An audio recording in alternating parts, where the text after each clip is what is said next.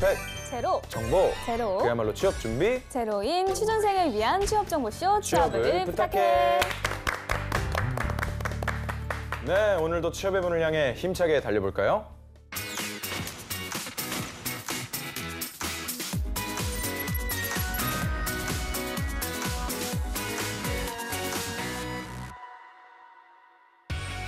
당신의 인생을 바꿔줄 기적의 자기소개서 비결 Doing Yourself DIY 자기소개서.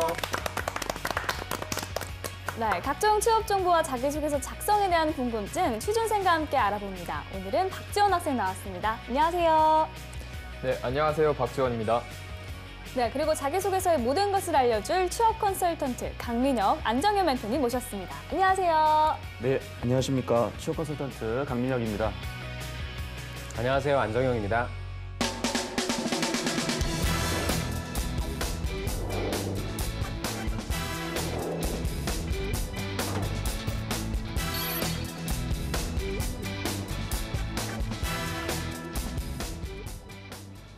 네, 오늘 자기소개서의 주인공은 어떤 분일까요? 오늘의 주인공, 너를 보여줘. 나왔습니다. 나왔습니다. 롯데 네. 슈퍼 영업관리직 지원자인데요. 네. 롯데 슈퍼는 롯데에서 운영하는 기업형 슈퍼마켓이잖아요. 말 그대로 없는 게 없는 대형마트죠. 네, 대형마트죠. 네, 우선 롯데 슈퍼는 어떤 회사인지 강민혁 멘토님께서 설명 좀 해주실까요?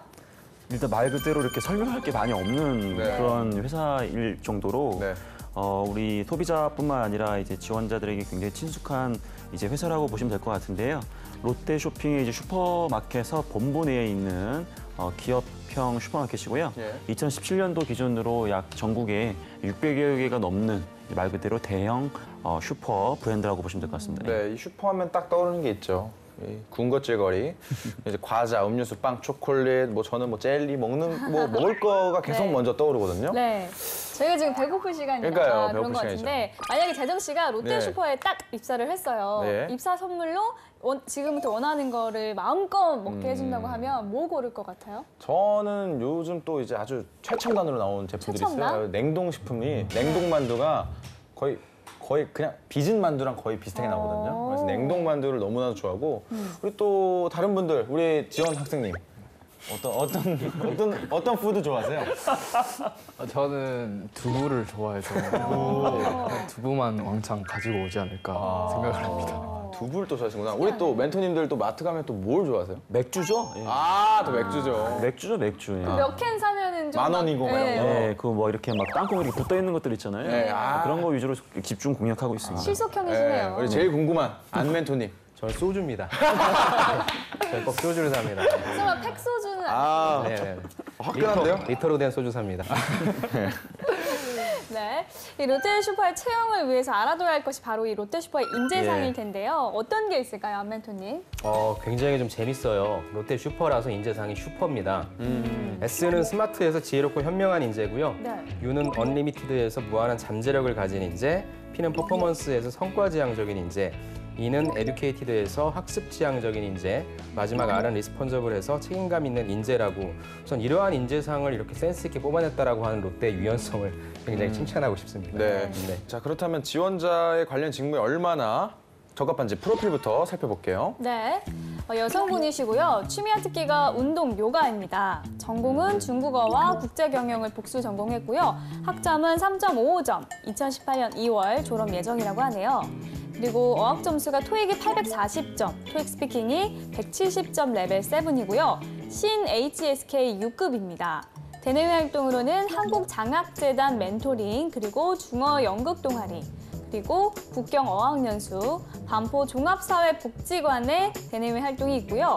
그리고 경력으로는 투썸플레이스에서 고객응대, 음료 제조, 매장 관리의 경력이 있고요.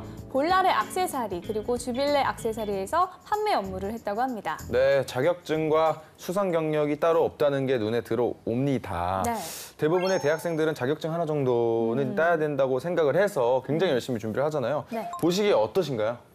일단 뭐 자격증이 그렇게 중요한 부분이라고 보여지지는 않습니다. 예. 다만 이제 상대적으로 많은 학생들이 갖고 있다 보니까 왠지 좀 허전해 보이고 예. 다소 좀 상대적으로 좀 부족해 보일 수는 있는데요. 하지만 이런 부분들이 뭐 필수적으로 요구되는 부분이 아니기 때문에 이러한 부분보다도 다른 좀 이렇게 기재된 이 지원자의 이력을 좀 보고 이 지원자를 좀 평가해야 될 것 같습니다. 네, 우리 지원 학생님 오늘 주인공의 프로필 중 인상적인 부분이 있다면요?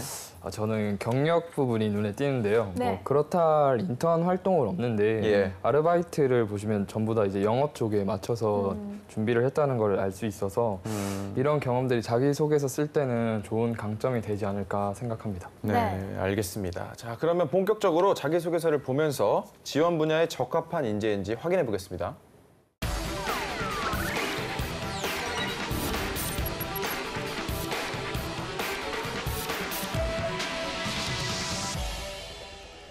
롯데슈퍼 영업관리직 지원자의 자기소개서 살펴볼 텐데요. 본격적인 내용을 보기 전에 질문 항목부터 살펴보겠습니다. 네, 전체 5개 항목으로 구성되어 있는데요. 어떤 것들인지 한번 볼게요. 네. 자, 먼저 첫 번째 지원 동기입니다. 지원 동기를 구체적으로 기술해 주세요. 두 번째로 성장 과정을 구체적으로 기술해 주세요. 세 번째로 사회 활동, 학업 이외에 관심과 열정을 가지고 했던 다양한 경험 중 가장 기억에 남는 것을 구체적으로 기술해 주세요. 네 번째로 직무 경험입니다. 희망 직무 준비 과정과 희망 직무에 대한 본인의 강점과 약점을 기술해 주세요. 마지막으로 입사 후 포부인데요. 입사 후 10년 동안의 회사 생활 시나리오와 그것을 추구하는 이유를 기술해 주십시오. 네, 롯데 슈퍼의 공통적인 자기소개서 질문입니다. 저는 네. 다른 질문보다 이 4번 직무 경험, 이 본인의 강점과 약점을 기술해달라는 저 질문이 좀 무서운 것 같아요. 왠지 면접관들이 대답을 보고 압박 질문이 들어올 것 같은 기분이 또 들고요. 이러한 질문에 답변 유의해야 할 점이 있다면 뭐 어떤 것이 있을까요? 예, 말씀하신 4번 포함해서 제가 전체적으로 좀 설명을 드릴게요. 예. 네. 제 생각에는 1번이 가장 큰 압박 질문이 들어올 것 같아요. 예. 왜냐하면 당신은 왜 백화점이 아닌데, 면세점이 아닌데 네. 왜 하필이면 SSM인지에 대해서 좀 물어볼 것 같고요. 네. 아까 말씀드린 것처럼 진정성이죠. 그다음에 그러면 왜 또 이 매장 관리직, 영업 관리직을 지원했는지에 대한 직무 지원 동기도 중요할 것 같아서 회사 지원 동기와 직무 지원 동기를 좀 반반 정도 넣어줬으면 좋겠고요. 두 번째 성장 과정은 가치관이죠. 그래서 여러분들이 그냥 가치관을 쓰기보다는 영업 관리직에 맞는 성향으로 조금 포커싱을 해서 써주셨으면 좋겠고요. 세 번째 사회활동 같은 경우에는 가급적 저는 팀워크를 느낄 수 있는 부분, 그래서 같이 했던 프로젝트 중심으로 좀 써줘라 라고 얘기를 좀 해주고 싶고요. 말씀하신 네 번째 직무 경험 같은 경우에 전 가장 중요한 항목이라고 봅니다. 그래서 강점은 있는 대로 여러분들의 뭐 지식과 경험 같은 거를 좀 많이 넣어주셨으면 좋겠고요. 약점은 이게 뭐 약점입니다로 뭐 과장하고 많이 쓰거나 이러진 마시고요. 최대한 분량을 좀 작게 가시고 이걸 내가 어떻게 극복하고 있는지에 대한 방안을 좀 작성해 주셨으면 좋겠습니다. 예. 마지막으로 입사 후 포부는 제가 늘 말씀드리지만 업에 대한 전문성, 그다음 관리자로서의 어떤 역량, 그리고 그 두 가지를 바탕으로 회사 발전에 기여하겠다. 이 세 가지 내용이 좀 포함되게 작성을 해주셨으면 좋겠습니다. 네. 그렇다면 주인공의 자기소개서 내용을 본격적으로 살펴볼 텐데요. 우선 지원 동기에 관련해서 주인공이 선정한 소제목부터 보도록 하겠습니다. 롯데슈퍼의 맞춤 영업 관리자. 롯데슈퍼를 위한 소제목 같습니다. 네. 네. 롯데슈퍼의 딱 맞춤형 지원자예요. 안 멘토님, 소제목 어떻게 보시나요? 어떤 뭐 이렇게 맞춤 영역 관리자라고 해서 명확하게 제시를 해주는 면은 좋았는데요. 예. 맞춤 앞에 어떤 말이 좀 들어갔으면 좋겠어요. 네. 그래서 꾸민 말이 조금 들어가서 네. 구체적으로 약간 좀 범위를 좁혀줬으면 좋겠습니다. 네. 그러면 실제 내용은 어떤지 제가 읽어보겠습니다. 롯데슈퍼의 맞춤 영업 관리자. 롯데슈퍼는 타겟 고객과 상권에 맞는 제품, 가격, 서비스를 제공하고 있습니다. 특히 롯데 프리지아 매장을 방문하며 1인 가구와 직장인 고객의 라이프 스타일을 배려한 롯데슈퍼만의 섬세한 영업 전략을 파악할 수 있었습니다. 저는 이러한 롯데슈퍼의 영업 관리자로서 근무하며 고객 만족과 매출 극대화에 기여하기 위해 지원했습니다. 대학 시절 백화점, 카페, 서점 등에서 다양한 연령층의 고객과 VIP 고객을 응대하며 CS 역량을 인정받았고 사람을 상대하는 일에 적성과 흥미를 느꼈습니다. 또한 땡땡백화점 천호점과 미아점 근무 당시 소비자 니즈를 파악한 제품 전략과 디스플레이를 통해 평균 매출액의 5배가 넘는 수익을 올렸습니다. 현장 경험을 통해 쌓은 CS 역량과 철저한 매장 관리 능력을 바탕으로 고객의 삶을 풍요롭게 만들고 나아가 매출 증가를 이루는 영업 관리자가 되겠습니다. 네, 이 굉장히 간략하게 본인의 역량을 나타낸 지원 동기라고 볼 수 있겠는데요. 네. 멘토님들 어떻게 보셨나요? 뭐 일단 이 정도면 예. 나름 그래도 기대치를 충족한 것 같다라고 말씀을 좀 드리겠습니다. 네. 그 이유는 이 회사가 좋아서 지원했다는 측면보다도 일단은 그래도 나름 이 회사에 기여하기 위해서 지원했다는 적극적인 동기가 들어가 있고요. 역량도 이 두 가지로 나눠서 이렇게 강조하는 부분이 기본은 돼 있는 학생이다라고 일단 보여집니다. 네, 우리 저도 이 자체로만 보면은 굉장히 좀 잘 쓴 것 같아요. 네. 이게 롯데는 또 그 항목 길이가 많지가 않기 때문에 좀 간결하게 쓰는 게 힘든데 네. 여러분들이 좀 쓰기 힘들 때 이 사례를 좀 참고해도 좋을 만큼 좀 베스트 사례라고 저는 생각을 합니다. 네. 그런데 이제 제가 아까 말씀드린 것처럼 이 지원자 같은 경우에 궁금한 건 네가 직무 역량으로서는 좀 오케이 알겠는데 그럼 왜 진짜 롯데 슈퍼인지에 대해서 궁금하다는 측면에서는 조금 네. 아쉽다는. 근데 이 자체로 놓고 본다면 좀 잘 쓴 자소서라고 생각을 합니다. 네. 네. 일단 무난하게 합격을 받았습니다. 예. 다음 항목도 살펴보겠습니다. 사회활동 을 묻는 사항인데요. 우선 소제목부터 보겠습니다. 목표 달성을 위한 열정, 크리스마스 케이크 전량 소진. 네, 전 딱 뭐 읽기만 해도 알 것 같은데요. 이 지원자가 예전에 뭐 본인이 빵집 아르바이트를 하면서 목표한 케이크를 전량 소진했다. 네. 뭐 본인 아버지가 이제 빵 만드시는 분이실 수도 있고 모르지만 뭐 그래도 요 소제목 우리 안멘토님 어떻게 보셨나요? 예, 좋습니다. 네. 네. 끝인가요? 네. 자, 그러면 네, 일단 소제목은 좋았고요. 예. 지원 학생도 대외 활동을 많이 한 걸로 제가 알고 있거든요. 가장 기억에 남는 활동이 있다면? 저 같은 경우는 베트남에서 했었던 해외 봉사 활동이 제일 기억에 남는데요. 그 총 12일 동안 했었는데 지금 하는 뭐 취업 스트레스 아무것도 없이 그냥 19명의 동료들과 그냥 봉사 활동만 했던 것이 정말 행복한 기억이 아닌가 그렇게 생각합니다. 또 그러면 봉사활동을 통해서 뭐 오히려 감사함을 얻게 됐다 이렇게 얘기하지 않나요? 네, 감사함을 느꼈는데 다시 돌아오니까 취업 스트레스는 똑같더라고요. 네. 여행이었다. 네. 네. 자, 그러면 실제 내용이 어떤지 한번 제가 읽어보겠습니다. 목표 달성을 위한 열정, 크리스마스 케이크 전량 소진. 카페 스태프로 근무하며 크리스마스 이벤트를 성공적으로 진행한 경험이 기억에 남습니다. 당시 매장은 크리스마스 케이크 준비로 분주했습니다. 항상 크리스마스 시즌이면 500개 이상의 판매를 하였기 때문에 사장님께서는 발주를 넉넉히 하셨습니다. 그러나 여름부터 주변 매장에 개인 카페와 프랜차이즈 카페들이 들어오기 시작했고 크리스마스 케이크 경쟁이 치열했습니다. 크리스마스가 지나면 케이크는 더는 판매할 수 없기에 본사에서 내려왔던 사전 예약 이벤트 외에도 판매 증진을 위한 저희 매장만의 이벤트를 기획했습니다. 사장님과 상의 끝에 크리스마스 장식으로 디스플레이했던 매장 내부와 한정판 케이크들의 사진을 SNS에 찍어 올리신 고객들에게 커피 음료 크기를 올려드리는 이벤트를 진행했고 SNS를 이용하는 20, 30대 고객들의 매장 방문을 유도했습니다. 또한 매장 막내였던 제가 나서 거리에서 판촉 활동을 진행했습니다. 신나는 캐럴을 틀고 프리미엄 케이크와 함께 가족과 따뜻한 크리스마스를 보내시라는 문구로 판촉하며 구매력이 있는 40, 50대 고객들의 시선을 끌었습니다. 이러한 노력 끝에 결국 주문했던 케이크를 모두 판매할 수 있었습니다. 케이크 재고율을 줄이기 위한 목적을 위해 노력했던 모습처럼 영업 관리자로서 점포의 목표를 달성하기 위해 열정적으로 노력하겠습니다. 오, 재정 씨의 예상이 딱 맞았네요. 예. 네. 지원 학생은 이 내용을 듣고 어떤 느낌이 들었나요?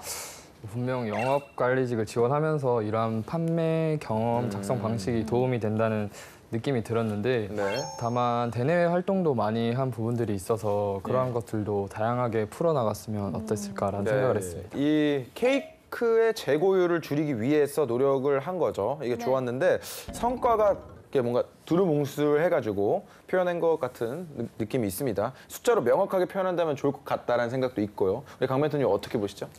예, 일단 뭐 정량적으로 성과를 보여줄 수 있는 소재이기 때문에 예. 그러한 부분을 제시하는 게 좋습니다. 그래서 뭐 주문했던 케이크를 모두 판매했다. 모두라는 말은 네. 사실은 뭐 두 개가 될 수 있고. 예, 네. 뭐 사실은 뭐 명확하게 또 네. 보여줄 수 있는 부분이기도 하고 네. 만약에 좀 더 시간적으로 목표했던 시간 대비해서 더 일찍 했다는 것은 결국 인건비를 줄였다는 얘기잖아요. 네. 이게 여러 가지로 이제 성과를 보여줄 수 있는 방법이 있는데 그런 부분이 좀 아쉽고 이 부분에 대해서는 이 정도만 쓰셔도 잘 쓰신 건 틀림이 없고요. 예. 근데 이제 보통 우리 학생들이 열정을 좀 보여주기 위해서 어떤 노력을 보여줘 열정인 거냐 했을 때 가장 좀 좋은 방법은 본인이 평상시에 갖고 있지 않던 기술적인 어려움이나 본인이 갖고 있던 어떤 성격적인 컴플렉스까지 이겨내면서 예. 이것을 완수했다라는 느낌을 주게 되면 나중에 이제 평가자 입장에서는 이 친구한테 나중에 업무를 맡겼을 때 자기가 못하는 것도 어떻게든 해내겠구나 그런 네. 느낌이 드는 거거든요. 그래서 그런 부분만 좀만 보완이 됐다면 아주 모범적인 이제 샘플 자소서가 좀 됐을 것 같습니다. 예. 네.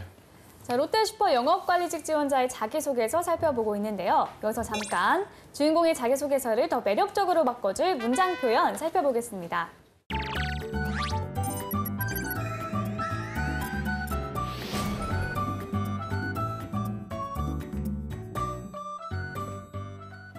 아까는 이용한 봄의 효과적인 문장 표현법 알아보겠습니다. 효과적인 문장 표현 방법 중 하나는 앞뒤 문장의 내용이 자연스럽게 이어져야 한다는 것인데요. 중간에 내용이 생략되어 버리면 보는 사람으로 하여금 의문을 가질 수밖에 없습니다. 그럼 오늘 주인공의 자기소개서 중 한 부분을 살펴볼까요? 롯데슈퍼는 타깃 고객과 상권에 맞는 제품, 가격, 서비스를 제공하고 있습니다. 특히 롯데 프리지아 매장을 방문하며 1, 2인 가구와 직장인 고객의 라이프 스타일을 배려한 롯데슈퍼만의 섬세한 영업 전략을 파악할 수 있었습니다. 하고 싶은 말들이 조금 섞여 있는 느낌이 들죠? 조금 더 매끄럽게 글을 수정해 볼까요?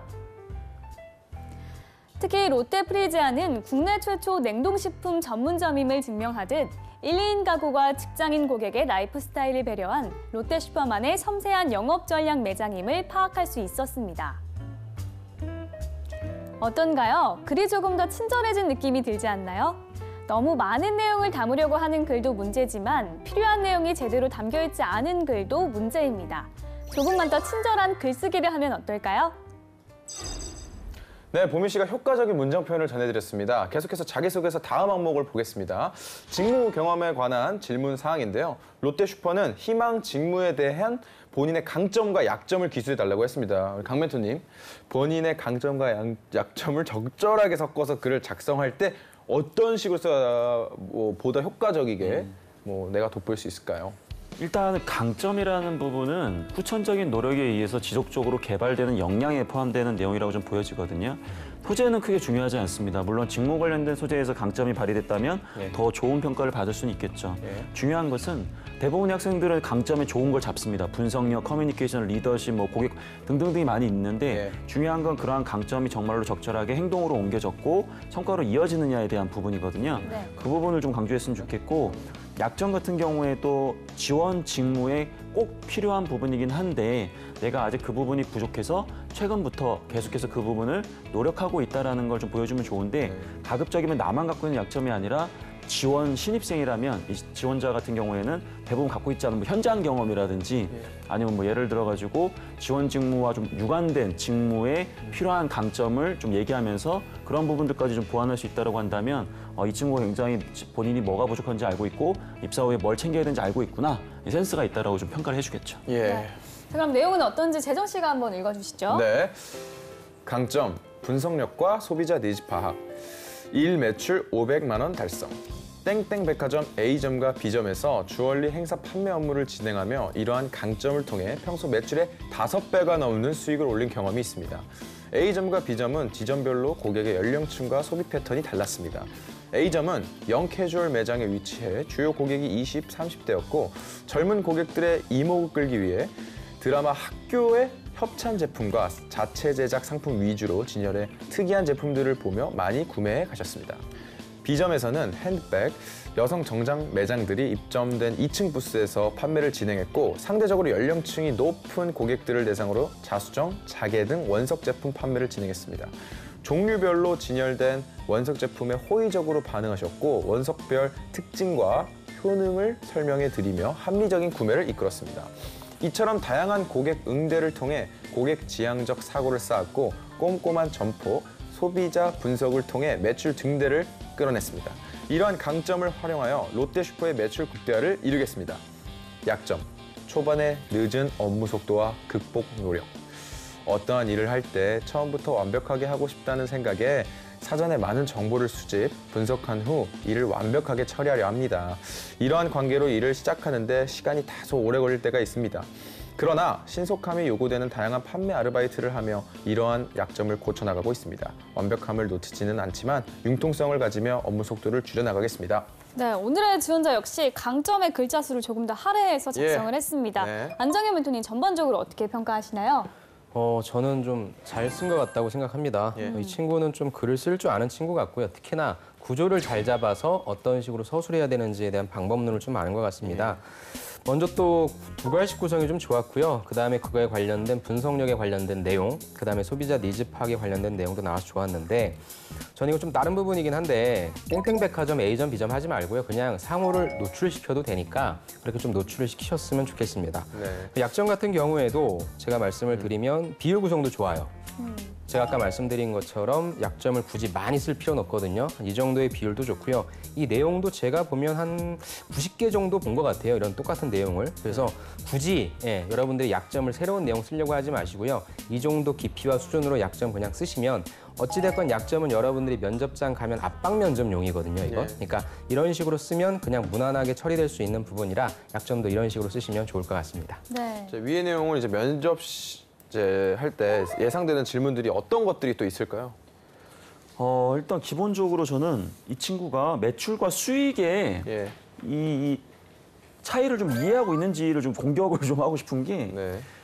왜 그러냐면 이 문장 표현을 보면 이러한 강점을 통해 평소 매출의 5배가 넘는 수익을 올린 경험이 있습니다라고 적었거든요. 네. 네. 그럼 이 말은 매출이 예를 들어서 100만 원이면 수익이 500만 원이라는 말도 안 되는 이야기라고 좀 받아들이고 있거든요. 네. 그래서 이 문장 표현이 정말 잘못 적은 것인지 물론 당연히 잘못 적었겠죠, 제 생각에는. 그래서 이런 부분들에 대해서 조금 꼼꼼하게 좀 따져볼 것 같아요. 5배라는 게 굉장히 사실은 어마어마한 네. 좀 뭐랄까 이 상승률이기 때문에 네. 이게 정말 5배인지 어떻게 이것을 좀 꼼꼼하게 확인할지 증거를 갖고 와라. 그런 식으로 해서 아마 구조화 면접을 볼 때 이 부분을 집중적으로 좀 확인할 것 같습니다. 예. 네, 알겠습니다. 자, 지금까지 롯데슈퍼 영업관리직 지원자의 자기소개서에 대한 멘토의 특급 처방전 전해드렸습니다.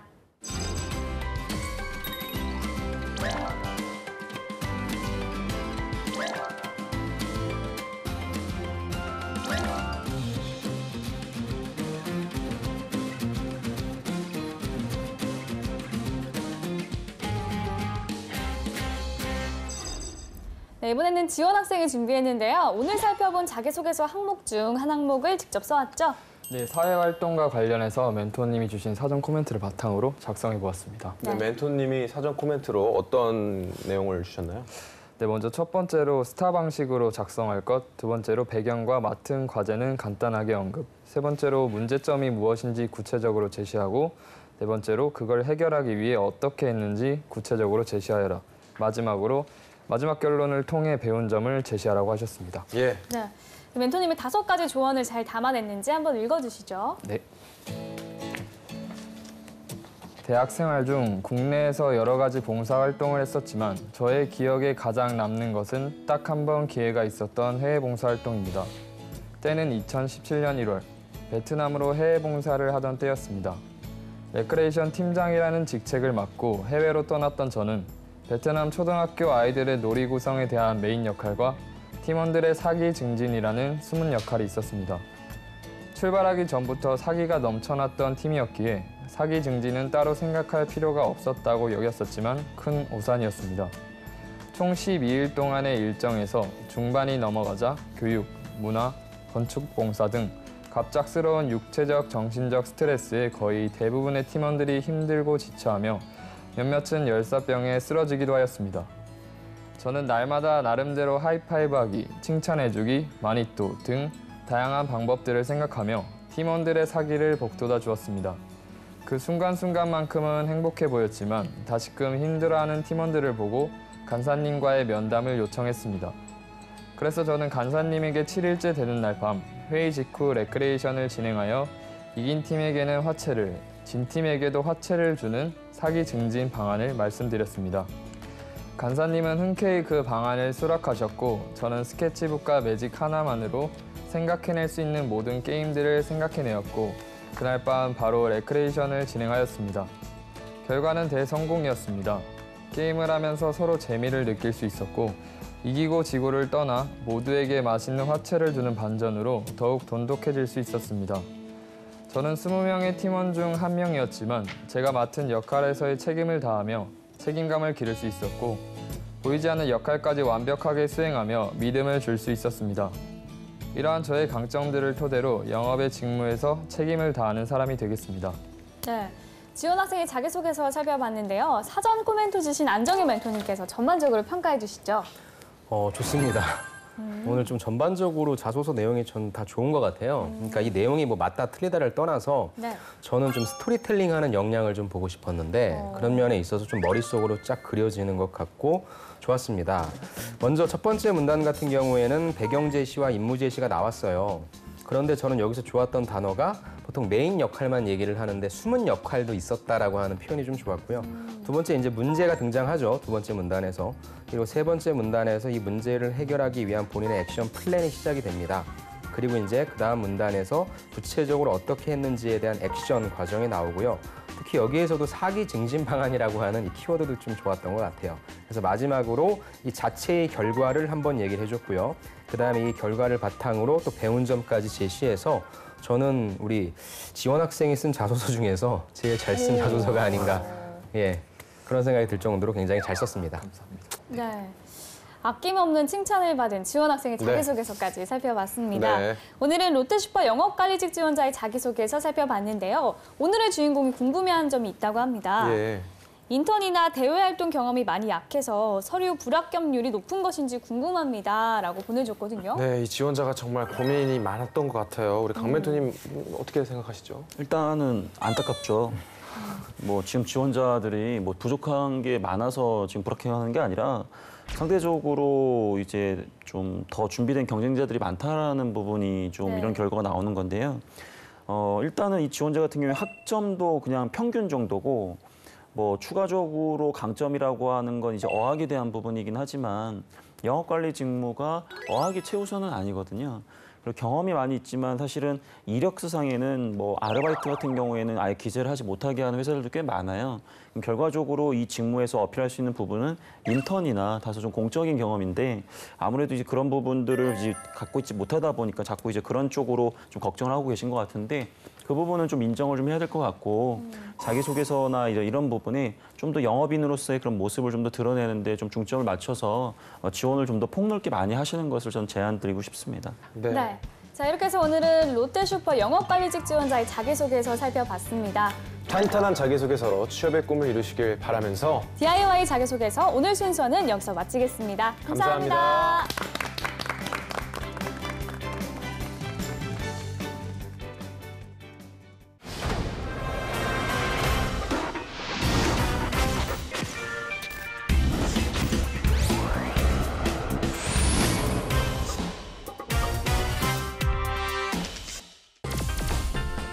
칼질해가지고 칼로 다 자르고 몇 장을 겹쳐놓고 한꺼번에 자를 대고 칼로 쫙 그어야지. 네. 팔에 힘을 일정하게 주면서 해야 돼요. 이게 지금 제 방송이 제대로 되고 있는지. 제가 이제 상호 과장님 사수랑 같이 일을 많이 했었어요. 여자분이셨는데 진짜 크게 소리 지르시는데 날밤이 김책임 생일이었던 것 같아. 네. 생일이요? 너는 방에도 일정한 시간 있으면 가지. 부부싸움 했어요. 네. 오늘 이거 안 보시죠? 진짜 네, 최고의 인턴을 뽑아볼 차례입니다. 저희 최고의 에피소드를 뽑고 있는데 최고의 에피소드가 곧 오늘은 최고의 인턴이 될 것 같아요. 뭐 최악의 인턴일 수도 있고. 그러면 우리가 받아본 키워드부터 한번 보여주시죠. 네, 첫 번째 국만대. 국만대가 뭘까요? 복만대도 아니고 뭐 국민대도 아니고 뭐 국만대. 네, 두 번째 놀이동산 인턴. 놀이동산 인턴? 놀이동산에서 일하신 분도 계신가 봐요, 여기. 새롭네. 세 번째 라인. 라인. 라인은 굉장히 의미가 많은데 요즘 메신저도 있고 뭐 줄 타는 것도 있고 그러네요, 진짜. 뭔지 궁금합니다. 자, 그러면 첫 번째 키워드부터 한번 알아보도록 하겠습니다. 제일 궁금한 거, 국만대. 국만대가 도대체 뭐예요? 뭐 줄임말인가요? 누구신가요? 그거는 이제 이상원 과장님. 네. 저희가 같이 일하고 있던 인턴 얘기인 건데 네. 그 친구가 이제 배경을 얘기하자면 네. 그 외국에서 거의 많이 살았어요. 그게 뭐냐면 이제 어릴 때 아버지 따라서 그 인도네시아에서 외국인 학교 다니고 그다음에 이제 대학 진학도 이제 그 인디애나에 있는 뭐 경영학과로 유명한 미국으로 학교에 다니고 하다가 이제 들어와서 갑자기 인턴을 하게 된 케이스였는데 그 특이하네요. 친구의 경우라면 이제 중고등학교 시절을 우리나라에서 보낸 게 아니잖아요. 네. 그렇다 보니까 이제 한국적인 문화라든지 뭐 여러 가지 것에서 미숙한 거예요. 자기의 학력 수준에 비해서. 그렇죠, 당연히. 한자의 이해도가 굉장히 떨어지며 뭐 이런 거죠. 말 다 똑바로 잘 하고 하는데도 불구하고. 그래서 이제 우리가 그 하반기 채용 있어 공채할 때 이제 면접장에다 이제 여러 가지 자료를 이제 뿌려놓잖아요. 네. 그래서 뭐 이 개개인의 인적 사항이라든지 이걸 요약해서 써놓는 장표들이 있었어요. 면접위원들 보시라고. 그런 게 있었는데 그 친구가 이제 다 작성하다가 네. 우리나라 대학 이름에 대한 정보가 많이 없는 거예요, 이 친구가. 네. 그렇다 보니까 이제 국민대라고 써야 되는데 네. 국만대라고 잘못 써놓은 거예요. 아. 근데 그거를 아무도 몰랐던 거예요. 어. 1차, 2차, 3차 정도 아주 되게 꼼꼼한 과정 속에서 이 문서가 잘 만들어졌니 안 만들어졌니를 다 판단을 하는데 그럼에도 불구하고 그거 하나 못 본 거예요. 점 하나잖아요, 사실. 그렇죠. 그 점 하나를 아무도 못 본 거야. 나름 되게 큰 일이었겠네요. 그 안에서. 엄청 큰일인데 어. 그 친구의 배경에 대해서 모두 다 인지하고 있어서 그런지 네. 그 친구가 일도 워낙 잘했고 하다 그래요? 보니까 그것에 대해서 아무도 토를 달지 않으셨어요. 아, 그래요? 저한테도 아무도 뭐라고 안 하시더라고요. 일 잘하면 용서된다. 뭐 이런 그런 거였고 그냥 귀여운 실수 정도? 귀여운 실수라고 하기엔 되게 큰 실수인데 불구하고 예, 넘어갔던 기억이 있어요. 그런 거 원래 안 넘어가거든요. 그쵸. 예, 안 넘어가는데 너무 신기했던 경험이라 계속 기억이 남네요. 지금 같은 경우는 사실 뭐 많은 기업에서 뭐 모르겠어요 어떻게 하는지는. 근데 이제 되게 CBT 베이스로 이제 컴퓨터를 올려놓고서 하다 보니까 거기서 클릭하면은 모든 게 다 떠요. 그러네. 네, 그래서 이제 그런 오탈자의 범위가 되게 많이 줄어들긴 했는데 그때 당시는 이제 다 출력해서 깔아주고 하다 보니 그런 사태가 벌어졌던 것 같아요. 알겠습니다.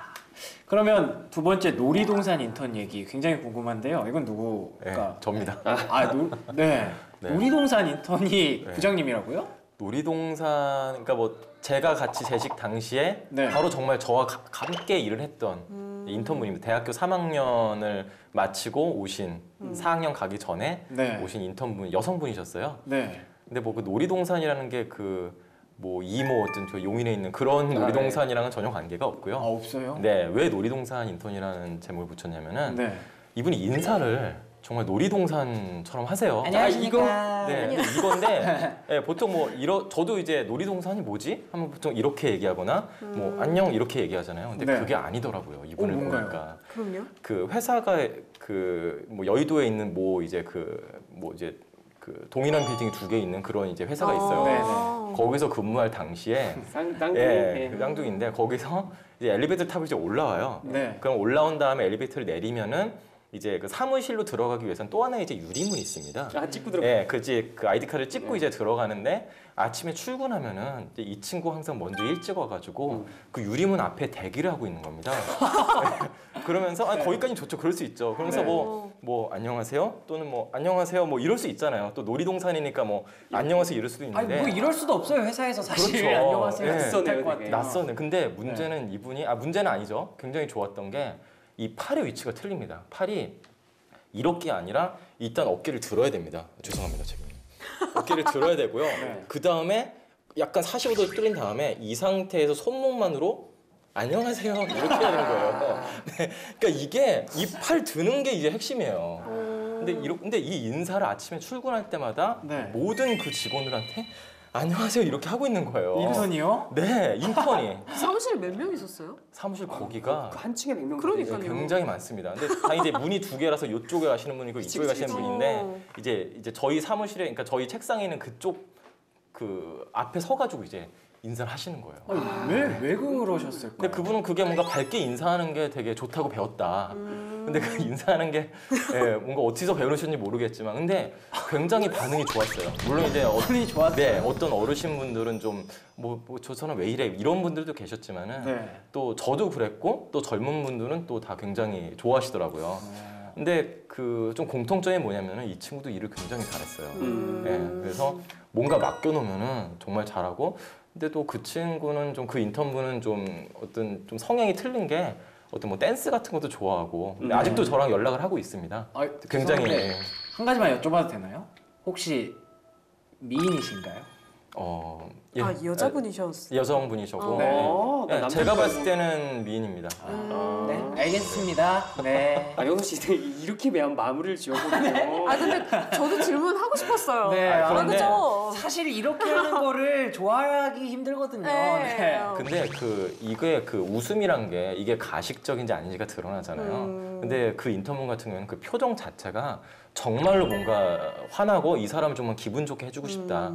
그런 가식적인 표정이 아니었어요. 진정성이 있었던 거예요. 그러니까 사람들이 인정을 했겠죠. 저도 그랬고요. 아무리 이뻐도 가식적으로 웃으면 티가 나거든요. 네. 예. 그 사무실 환경에 좀 어떤 긍정적인 에너지를 이렇게 뿜어내는 예, 그런 게 그렇게 됐었겠네요. 길게는 안 있었지만은 정말로 짧은 기간 동안에 굉장히 짧고 큰 굵게 가셨네요. 임팩트를 주었습니다. 기억에 남기는 할 것 같아요. 지금 뭐 그 피모 외국계 굉장히 유명한 마케팅으로 유명한 피모 회사가 PN? 있는데 PN 어쩌고 그 회사가 있습니다. 네. 그 회사에서 이제 그 정규직으로 마케팅. 열심히 마케팅 다니다가 또 다른 지금 외국계 회사에서 어느 회사에서 다니고 있습니다. 외국계 정말 잘 어울리실 것 같아요. 예. 더 이상 그건 안 한다고 그렇죠. 합니다. 네. 네. 자 그러면 마지막으로 라인 책임님 얘기 한번 들어보고 싶네요. 제가 사실 상호 과장님이랑 인턴 시절 때 네. 제가 이제 상호 과장님 사수랑 같이 일을 많이 했었어요. 여자분이셨는데 이제 인상도 되게 날카롭게 안경을 쓰시는 분이셔서 사실 이렇게 딱 첫인상을 만나보면 말을 참 걸기가 어려운 분. 쉽지 않은 사람이지. 네, 그런 어려운 사람들 분. 있죠. 예. 네. 근데 그때 당시에 제가 들어갔던 시즌이 한 7월에서 8월. 제가 8월 중반까지 8월 말까지 했었나? 제가 기억이 네. 잘 안 나는데 아마 그때 시즌이어서 하반기 채용이 굉장히 많이 이루어졌던 시즌이에요. 네. 근데 그때 그 차장님이 하셨던 게 신입 채용도 있었지만 경력직 채용도 그렇지. 담당을 하고 계셨어요. 그래서 제가 그날 작성했던 보고서가 해외 쪽인지 국내 쪽인지 모르겠는데 R&D 엔지니어 핵심 인력 채용에 대한 보고서였는데 이 엑셀로 정리되는 보고서였어요. 10페이지 정도 되는. 지금은 그때 당시에 이게 굉장히 많은 높으신 분들에게 넘어가는 보고서라고 그때는 착각을 했었는데 지금 생각해보면 그 정도는 아니셨던 것 같고 팀A 정도에서 공유하는 보고서가 아니셨을까 하는 그 부분이 있긴 하거든요. 왜냐하면 되게 공식적인 파일이 아니었었어요. 제 그거 기억. 면접조서였을 거예요 아마. 아 그러셨나?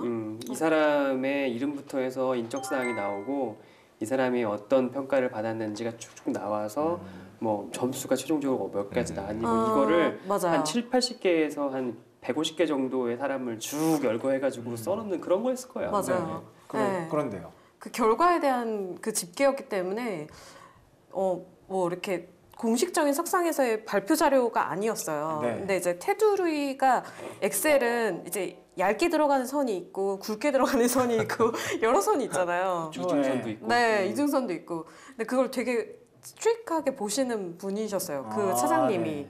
근데 제가 한 10페이지가 되는 보고서이다 보니까 두세 군데가 굵은 표시가 돼야 되는 게 얇은 표시로 됐었던 실수를 한 거예요. 그럴 수 있죠. 예. 천인공노할 짓을. 네.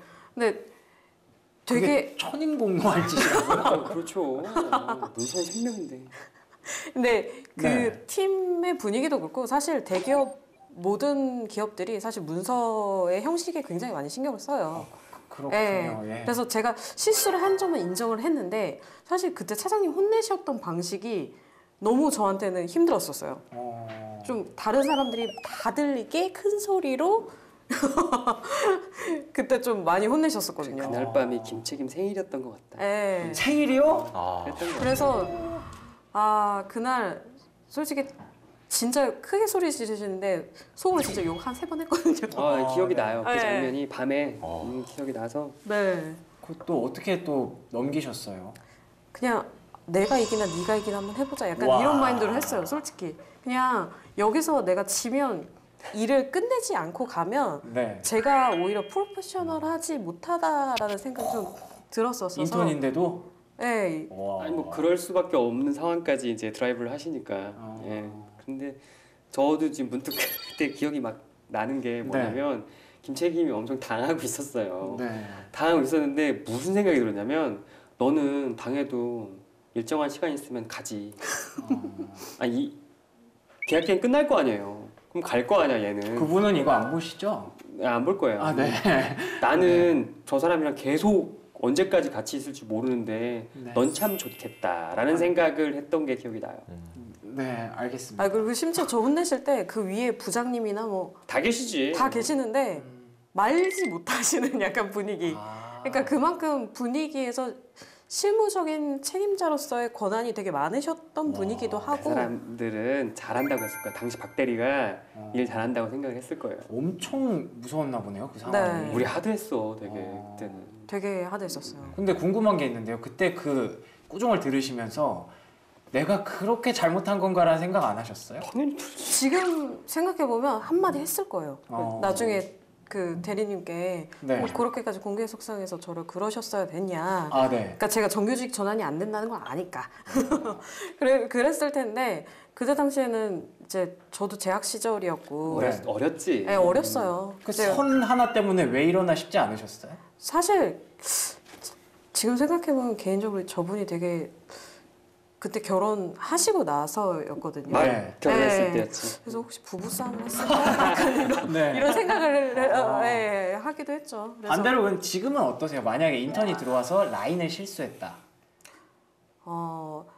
저는 사실 지금 세대에서는 그렇게 하면 제가 욕을 먹는 세대. 아, 그래요? 다르죠 지금. 네, 지금은 달라요. 그래서 그렇게 할 수 없을 것 같고 그냥 좋게 한마디는 할 것 같아요. 나중에 다른 데에 가서 이러면 쫓겨난다. 야 이거 신경 좀 써. 오히려 그렇지. 그렇게 하겠죠. 근데 오히려 사실 그분한테 약간 고마운 점은 그렇게 혼내는 걸 제가 버텼잖아요. 네. 그래서 지금 오히려 더 이상한 분을 만나도 큰 힘이 되죠. 네, 그게 그냥 버틸 수 있는 약간 뭐라 해야 되지?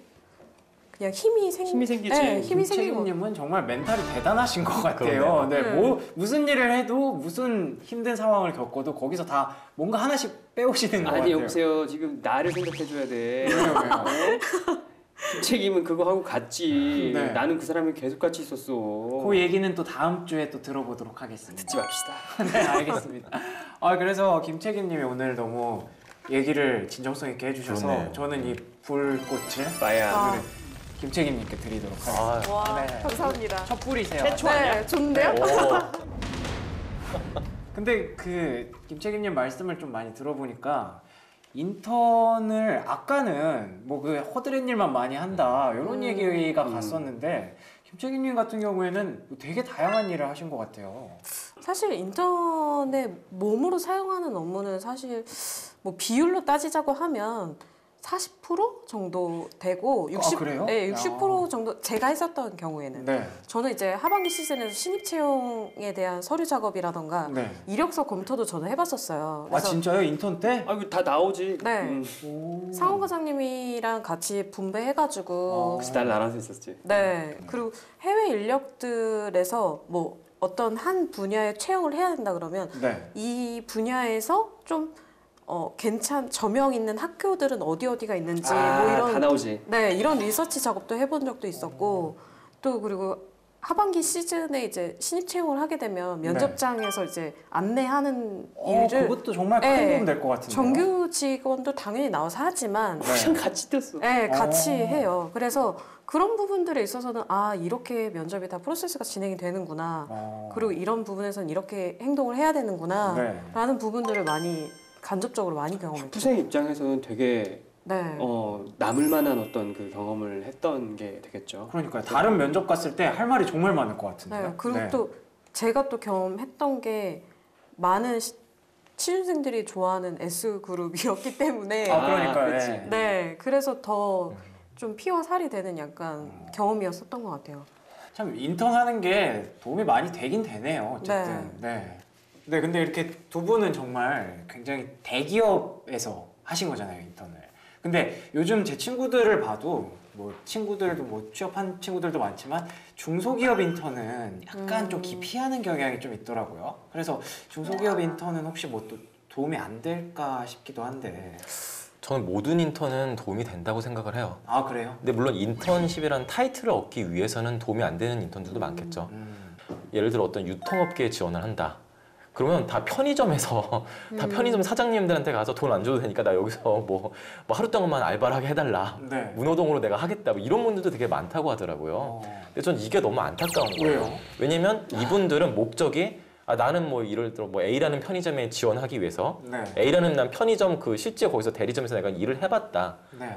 해봤다는 결과론을 어필하고 싶다는 거죠. 그렇죠. 예. 네, 근데 중요한 거는 하면서 과연 나는 거기서 어떤 걸 생각했고 내가 지원하고자 하는 직무에 대해서는 내가 어떤 식으로 내가 이거를 더 고민을 하고 이거를 적용했는지 또는 실패했는지 성공했는지 이런 것들이 더 중요하다는 것입니다. 그래서 인턴십은 중소기업을 하건 구멍가게를 하건 대기업을 하건 그 목적성이 결과론, 인턴십을 했다는 결과론을 갖지 마시고 내가 정말 인턴십을 어떤 목적을 가지고 했는지 정말 내 직무 관련된 어떤 것을 얻을 수 있는지 거기에 대해서 한다면은 저는 인턴십은 충분한 도움이 된다고 생각을 합니다.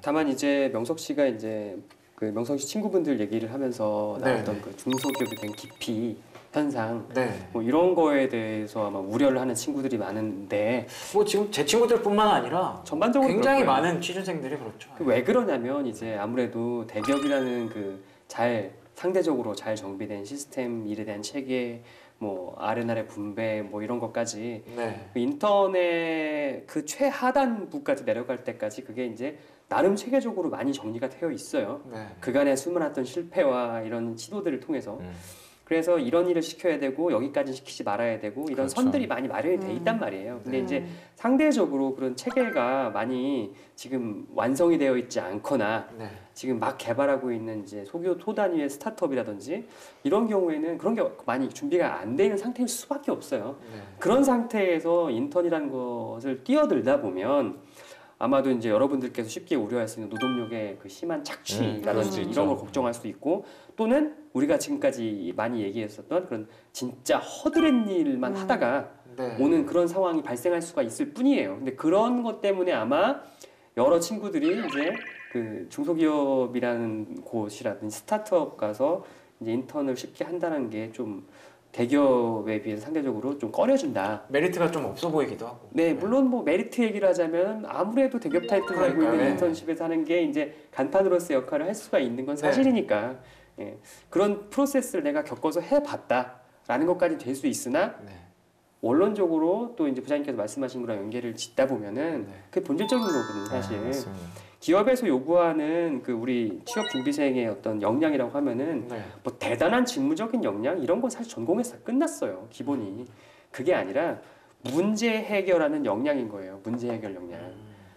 발생하는 문제 변수를 맞닥뜨렸을 때 내가 어떠한 방법으로 이 문제에 대해서 과제에 대해서 정의를 했으며 네. 내가 갖고 있는 자원들 여러 가지들을 어떻게 효율적으로 분배를 해서 이 문제를 해결하다 나갔겠느냐. 네. 그리고 그 해결 과정에서 발생한 여러 가지 변수들이 발생할 때 또 어떤 식으로 극복했고 이런 극복의 과정 속에서 내가 깨달은 게 무엇이냐.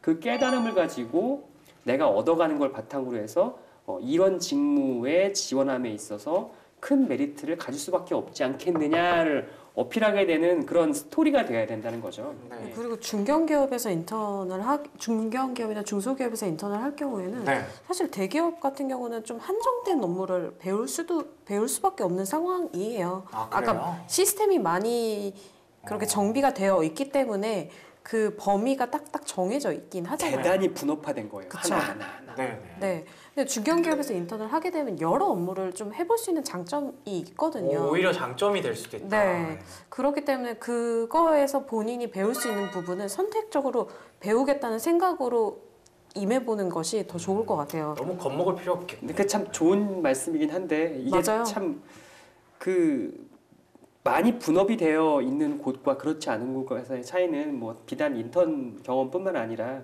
뭐 신입사원으로서 정규직으로서 경험에 대한 부분도 똑같이 적용이 되긴 하는데 네. 단 한 가지 이제 문제점이 있다면 그런 체계화를 통해서 세밀하게 일이 분할이 되어 있을 경우라면 하나에 대해서 좀 완벽하게 아는 게 이 업무의 본질이 무엇이고 이 업무가 결과적으로 추구하는 게 무엇인지에 대해서 명확하게 그 하나라도 알고 갈 수가 있는데 그런 게 바탕이 되지 않은 좀 덜 체계해야 된 상태에서 주먹구구식으로 이만한 일을 떠안고서 하게 된다면은 죽도밥도 아니게 되는 상황이 많아지는 거예요. 그래서 내가 여기서 뭘 하는지 감도 안 잡히는데 누가 가르쳐주는 그런 그 체계도 되어 있지 않고 이러다 보면은 이제 헛발질만 하다가 끝나게 되는 경우도 많다는 거죠. 예. 그런 거가 좀 아쉬운 점이긴 하죠. 근데 요즘 같은 경우에는 한 번이 아니라 여러 번 하는 친구들이 굉장히 많아요. 그래서 뭐 예를 들면 막 신조어가 호모 인턴스라고 그냥 호모 사피엔스처럼 이 사람은 그냥 인턴을 하기 위해 태어났다 이런 말도 나오고 또 부장 인턴이라는 또 말이 있더라고요. 인턴을 한 경험이 너무 축적이 되어서 짬이 후덜덜해진 거지. 그렇죠. 정확하게 알고 계시네요. 부장님급. 부장 인턴이에요? 네, 부장님급으로. 그 사람이 나이가 들었다는 얘기가 아니라. 네. 어떻게 생각하십니까, 부장님? 아, 이게 많이 하는 게 이렇게 좋은 걸까요? 같은 부장직급으로서 참 네, 기분이 좋지는 않은데요. 네. 결론적으로는 많이 하는 거는 저는 안 좋다고 봅니다. 안 좋다. 네. 근데 이게 목적성의 차이가 있다고 볼 텐데요. 네. 인턴십 자체가 목적이 되어서는 안 된다는 얘기죠. 근데 인턴십을 많이 한다. 뭐 호모 인턴스? 네. 호모 인턴스가 된다라는 의미 자체가 사실은 인턴을 그 전제가 이거잖아요. 인턴을 많이 하면 할수록 내가 가고자 하는 회사에서는 나의 경력을 높이 쳐줄 거다. 그렇죠. 여기에 대한 당연하죠. 전제가 있기 때문에 이제 호모 인턴스를 할 텐데 자소서를 채워야 하기 때문에. 그렇죠. 근데 네. 실상은 그렇지가 않다는 것이죠. 네. 결국에는 인턴십을 10번 하던 한 번 하던 기업 입장에서 봤을 때는 인턴십 했네? 이게 끝입니다. 그렇죠. 네. 인턴십을 정말 많이 했구나. 적게 했구나. 네. 관심 없다는 얘기죠. 인턴을 많이 하는 게 또 아쉬운 게 뭐냐면 자칫 채용 담당자나 그 네. 기업의 인사 담당자들한테 나쁘게 보일 수 있을 소지가 더 왜요? 커요. 뭐가 나빠? 말씀드렸듯이 인턴은 수가 많다고 해서 좋은 게 아니잖아요. 그거는 그렇죠. 네, 하지만 그걸 이해하시는 바일 거예요. 근데 수가 많은 건 뭐냐면 이 친구가 두 가지 중 하나예요. 인턴 자체가 목적이 되어버린 케이스가 되거나 아니면 아무도 이 친구를 안 받아준 거거나 계속되는 인턴 생활 속에서 이 친구는 또 필터되고 또 필터되고 또 필터되고 그래서 여기까지 온 거예요. 네. 그럴 수도 있겠네요. 남들의 평가 기준으로 이미 이 친구는 이렇다라고 하는 어떤 객관적인 증거가 트레이스가 이렇게 나타난 거예요. 나쁘게 보면. 네, 나쁘게 보면 그럴 수도 있겠죠. 근데 그만큼 오해 소지가 크다는 거예요. 예. 그래서 저한테 상담 오는 친구들한테 맨날 얘기해 주는 거지만 네. 인턴이라는 경험을 자기소개서에 쓰거나 아니면 면접 때 어필할 때 조심해야 된다는 거죠. 내가 했었던 이 일이 지금 내가 지원하는 직무랑 반드시 같다고 여겨질 수 없잖아요. 다를 수도 있어요. 아니 면접관이 판단을 하거나 서류 심사하는 사람이 판단하는 거나 이 두 개의 직무가 다른데 이 친구는 왜 여기 쓴 걸까? 이때 쓰는 건 뭐 운으로 들어갔나 아니면 막 들어갔나? 근데 여기는 왜 왔지? 떨어져서 왔겠지? 이런 판단을 해야 될 수밖에 없어요. 보편적으로. 그래요? 그것을 메이크오버하기 위해서는 별도의 또 다른 노력이 필요하다는 얘기예요. 그 얘기는. 내가 이 직무를 어떤 희망을 갖고 어떤 기대를 갖고서 이렇게 접근해서 이런 인턴을 어떻게 했는데 네. 내가 이렇게 인턴 생활을 하다 보니 그 기업의 어떤 조직 문화라든지 아니 기업의 일하는 방식 네. 또는 나도 모르고 있었던 나의 적성을 발견하는 계기가 이렇게 마련이 되어서 그래서 너희 회사의 이런 조직 문화, 이런 그 직무에 네. 내가 기여할 수 있다고 판단하는 바가 너무 컸다라는 거를 듣는 면접위원이 납득할 수 있게 설명을 해줘야 되는 거예요. 그렇죠. 그렇게 또 스토리를 짜야겠죠. 네. 근데 그게 말이 쉽지. 어렵죠. 취준생 입장에서 그렇게 사용하는 어휘나 뭐 이런 걸 통해서 그걸 만들어낸다? 되게 어려운 얘기예요. 네, 예. 맞아요. 그래서 무조건적인 그 인턴십 콜렉팅이 위험할 수 있다라는 거를 말씀드리고 싶은 거예요, 저도. 그러면은 또 면접 얘기를 조금 해보자면은 면접에서는 이 인턴 경험에 대해서 어떤 식으로 자기가 얘기를 잘 푸는 게 좋을까요? 아까 이 중소기업과 대기업에서 인턴 경험에 대해서 조금 어필하는 방법을 좀 다르게 좀 접근해야 되는 부분들이 있으니까 네네. 네. 아까 과장님 얘기해 주신 것처럼 분업화가 되어 있는 대기업 같은 경우는 네. 본인이 어떤 업무를 하는 건지에 대해서 명확하게 알기 때문에 그 부분에서 어필하는 게 굉장히 쉬울 수가 있을 텐데 네. 중소기업이나 중견기업 같은 경우는 업무가 굉장히 업무 범위가 넓잖아요. 네. 본인이 모든 것을 다 했다라고 얘기하게 되면 굉장히 위험할 수 있거든요. 그런 부분에서 접근할 때는 좀 조심스럽게 접근할 필요는 있을 것 같아요. 잘 만들어 나가야겠네요. 네. 보통 면접을 보거나 자소서를 보면은 뭐 인턴십 경험에 대해서 이렇게 말합니다. 뭐 어떤 인턴십을 했는데 거기서 어떤 프로젝트를 했는데 내가 뭐 좋은 아이디어를 내가지고 그게 채택이 돼서 그 해당 부서의 매출을 엄청나게 높였다. 그래서 과장님께서 뭐 한우 소고기도 사주시고 네. 그래서 위에 부서장님도 칭찬을 했다. 네. 이런 얘기를 굉장히 많이 하더라고요. 이런 포맷이에요. 대부분이 그래요. 네. 근데 그 얘기만 듣고 보면 와, 이 사람은 정말 뭐 이 회사에 그 인턴했던 회사에 엄청난 에셋이지. 예, 에셋이고 정말 지대한 영향을 끼쳤구나라고 생각할 거라고 취업 준비생들은 착각해. 생각을 하시죠. 근데 제가 들어도 그건 아닌 것 같은데. 네, 네. 실제로 그렇게 쓴다니까 근데 보면. 근데 회사에서는 그 말을 믿지 않아요. 안 믿지. 네, 회사에서는 무슨 어떻게 근거로 생각하냐면 믿어, 뭐 커피 탔겠네. 뭐 서류 정리 아까 ABC 정리했겠네. 이렇게 생각을 안 합니다. 보통 이제 면접에서 어필할 때 인턴십 했다. 나는 인턴십 이렇게 해서 이런 성과를 얻었어요. 네. 라고 인턴십에 초점을 맞추고 있어요. 그러지 말고 계속 그렇죠. 반복되는 얘기지만은 그 직무에 초점을 맞춰야 돼요. 내가 지원한 직무에 있어서 어떤 근본적인 역량이 있을 거 아닙니까? 표면적으로는 어떤 그 지식적인 측면도 있을 테고 또는 실제적으로 그 업무를 경험해 봐야지만이 알 수 있는 경험도 있을 테고요. 네. 근데 사실은 가장 어필하기 좋은 거는 예를 들어 영업직이다.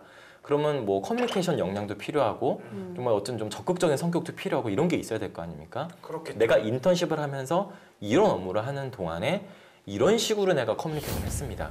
그런 정말 그 좀 디테일한 사례를 하나 끄집어냈으면 좋겠어요. 구체적인 사례가 나와야 근거가 되죠. 그 구체적인 사례라는 게 배경을 하는 이 인턴십을 이 회사는 어떤 회사고 이런 일이 있었는데 이런 거고 그래서 이렇게 잘했고 이런 걸 말씀드린 게 아니고요. 구체적이라 하면 이런 걸 하는데 내가 뭐 어느 업체와 내가 커뮤니케이션 내가 직접 했었어야 됐다. 전화를 했었어야 됐다. 그때 여기서 금방 끊어버렸는데 어떤 형식으로 내가 조사도 하고 거기서 좋아하는 걸 뭘 하고 하다 보니까 여기서 내 전화를 이제 받아주더라. 이런 이거의 스토리라고 이거를 우리가 제일 싫어하는 그 나만의 이야기 이런 거라고 하는데요. 이런 디테일을 어필을 해주셔야 됩니다.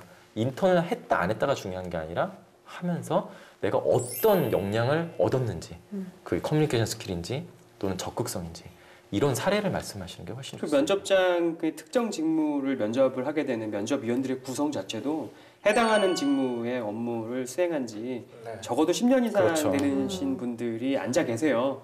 그런 경우다 보니까 척하면 탁한다고 이 친구가 일을 해봤냐 안 해봤냐 우리 직무에 같이 일을 하는 파트너로서 얼마만큼 역량이 되느냐 안 되느냐 자질이 있느냐 없느냐 그거는 그 친구가 어떤 그 디테일에 대해서 근거를 내세우는 순간 뭐 더 따지고 볼 것도 없는 거죠. 이거 해봤네. 그렇죠. 해봤네라는 판단이 딱 드는 순간 네. 있으면 되는 거지.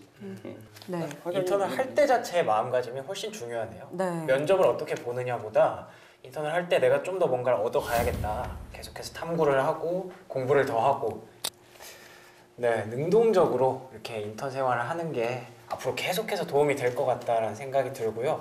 뭐 오늘 인턴에 대해서 얘기를 하다 보니까 인턴을 어떻게 해야 하는지부터 그리고 그거를 면접에서 어떻게 써먹어야 하는지까지 굉장히 많은 도움이 됐던 것 같습니다. 세 분 오늘 정말 많은 말씀 해주셨는데 세 분 오늘 정말 좋은 말씀 진심으로 감사드립니다. 저희는 또 다음 회에 더 솔직하고 대담한 방송으로 찾아뵙겠습니다. 여러분 고맙습니다. 감사합니다. 고맙습니다.